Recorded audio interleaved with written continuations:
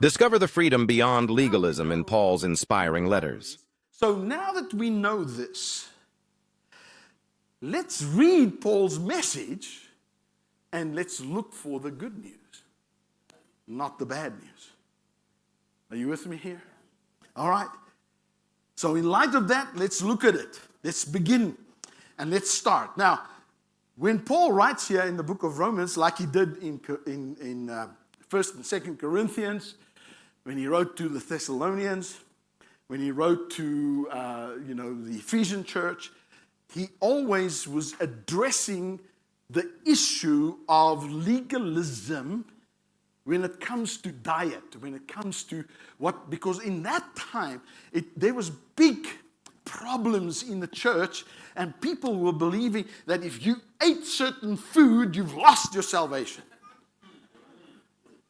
If you ate food offered to idols, then you're worshiping idols.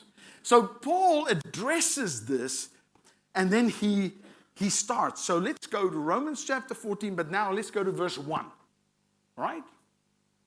Are you guys still here? Remember, this is Bible college, right? Verse 1.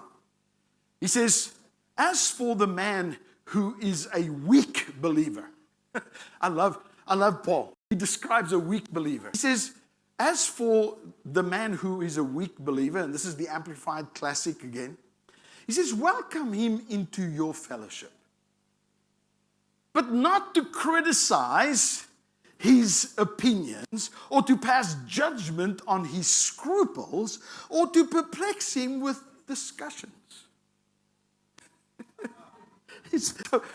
What Paul is saying is, listen, as believers and as a Bible college, right? He says you're going to have weak believers coming in here. He says you're going to have to invite them in and take them in. Not to criticize. Not to judge their scruples, or to perplex them with your doctrine and try to. They're going to come in here, and he says they're going to be weak believers. Now, what is a weak believer? This is verse 2.